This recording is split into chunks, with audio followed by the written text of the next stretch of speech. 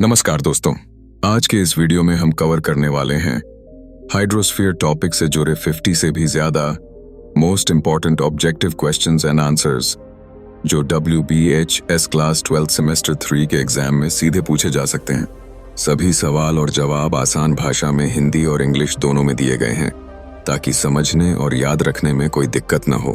तो चलिए शुरू करते हैं आज का स्मार्ट रिवीजन और इस टॉपिक को कर लेते हैं पूरा तैयार एक ही बार में। क्वेश्चन नंबर 1, महासागर तल का सबसे बड़ा भाग क्या कहलाता है? Answer B, abyssal plain. Question number 2, महासागर के तल के बीच में टेक्टोनिक गतिविधियों से कौन सी रचना बनती है? Answer B, mid oceanic ridge. Question number 3, continental shelf और गहरे समुद्री तल को जोड़ने वाली ढाल को क्या कहते हैं? Answer C, continental slope. Question number 4, समुद्री जल के तापमान को सबसे अधिक कौन प्रभावित करता है? Answer B, sunlight. Question number 5, समुद्री जल की औसत लवणता कितनी होती है? आंसर सी, 35%। क्वेश्चन नंबर 6, अधिक लवणता से डैश घनत्व होता है? Answer C, higher. Question number 7, निम्नलिखित में से कौन सा समुद्री खनिज संसाधन नहीं है? Answer D, bauxite. Question number 8, समुद्र की लहरों से कौन सा ऊर्जा स्रोत प्राप्त होता है?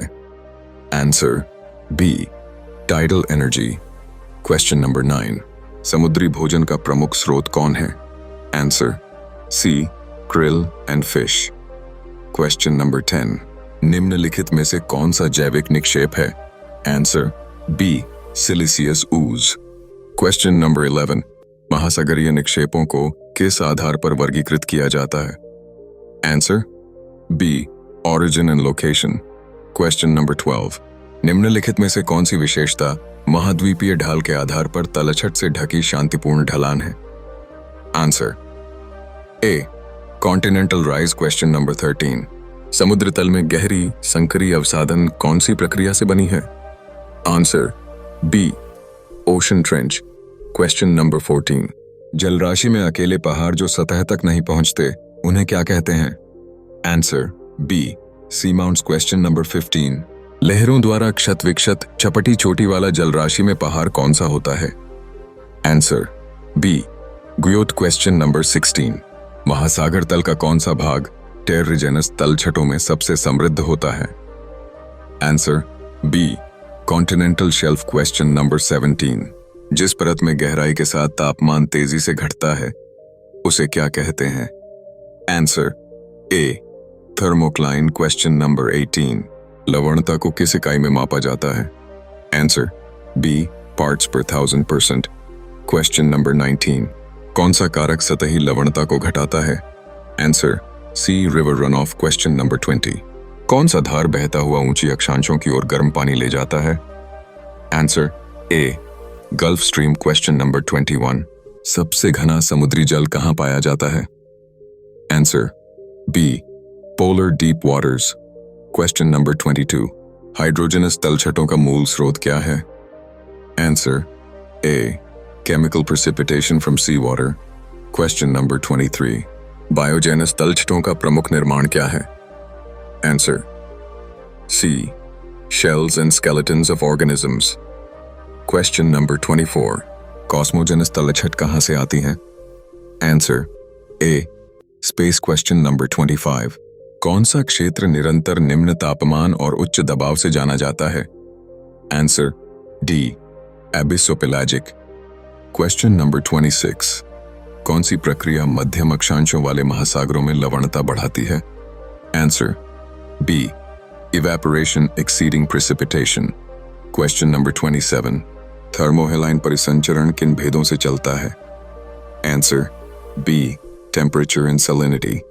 Question number 28, निम्न में से कौन सा समुद्री ऊर्जा स्रोत अक्षय नहीं है?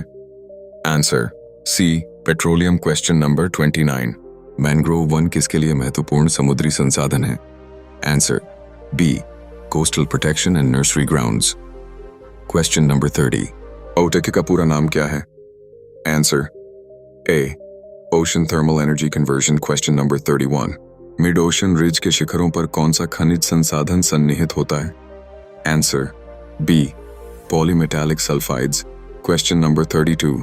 गहरे महासागर तल पर लाल मिट्टी किस प्रकार के निक्षेप का उदाहरण है? Answer C terrigenous. Question number 33। कौन सी परत सतही और गहरे पानी के मिश्रण को रोकती है? Answer C pycnocline. Question number 34। कौन सा महासागरीय क्षेत्र प्रकाश संश्लेषण के लिए पर्याप्त प्रकाश प्राप्त करता है? Answer C epipelagic. Question number 35।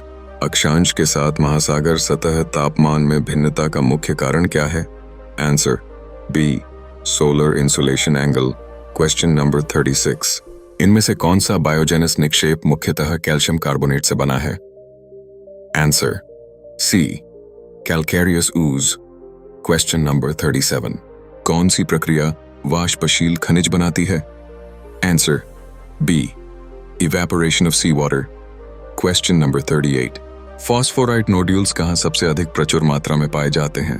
Answer B abyssal plain. Question number 39। कौन सा क्षेत्र पोषक अपवेलिंग के कारण प्रमुख मत्स्य पालन क्षेत्र है? आंसर ए इक्वेटोरियल पैसिफिक। Question number 40। कौन सा कारक सीधे पानी के घनत्व को प्रभावित नहीं करता? Answer D turbidity. Question number 41। उपसमुद्री घाटियां मुख्यतः किसके द्वारा बनाई जाती हैं? Answer B turbidity currents. Question number 42। गहराई के साथ लवणता में तेज बदलाव का क्षेत्र क्या कहलाता है? Answer B halocline. Question number 43। कौन सी ऊर्जा तकनीक गर्म सतही और ठंडे गहरे पानी के बीच के अंतर का उपयोग करती है? Answer C OTEC.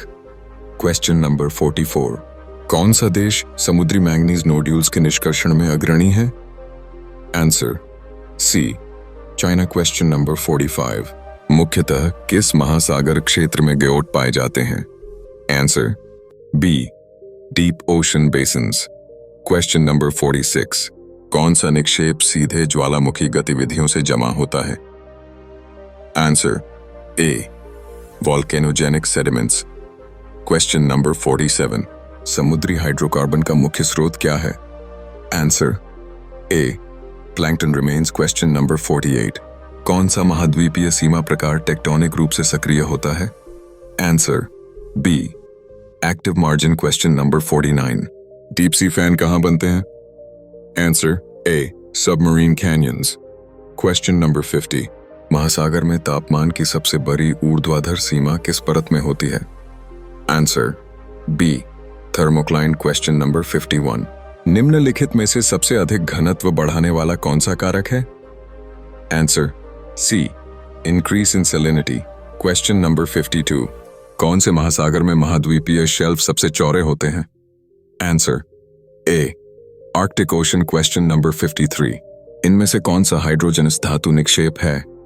Answer B manganese nodules. Question number 54। महासागरीय पाइक्नोक्लाइन किस कारण बनता है? Answer A rapid change in density with depth. Question number 55। अतिरिक्त उच्च लवणता के लिए कौन सा सागर प्रसिद्ध है? Answer B Red Sea. Question number 56। समुद्री भोजन जाल की आधारशिला कौन सा जैविक संसाधन बनाता है? Answer C phytoplankton. Question number 57। दुनिया की सबसे गहरी झाग ट्रेंच कौन सी है? Answer C Mariana Trench. Question number 58। महासागरों की लहरों से कौन सी ऊर्जा स्रोत प्राप्त होती है? Answer B wave energy. Question number 59। महासागर में फोटिक जोन लगभग कितनी गहराई तक फैला होता है? Answer B 200 metre. Question number 60। Hydrothermal vents के चारों ओर रासायनिक तलष्टीकरण से कौन सा समुद्री निक्षेप उत्पन्न होता है? Answer B metal sulphide deposits. Question number 61। 4000 से 6000 मीटर गहराई पर विस्तृत सपाट क्षेत्र को क्या कहते हैं? Answer B abyssal plain. तो दोस्तों, ये थे हाइड्रोस्फीयर से जुड़े 50+ most expected objective questions with answers. अगर ये वीडियो आपके लिए हेल्पफुल रहा हो तो इसे लाइक करना, कमेंट करके बताना कैसा लगा और इसे अपने दोस्तों के साथ जरूर शेयर करना। ऐसे ही आसान और काम के वीडियो के लिए जुड़े रहिए, पढ़ते रहिए, तैयारी करते रहिए और एग्जाम में बेस्ट परफॉर्मेंस दीजिए। All the best.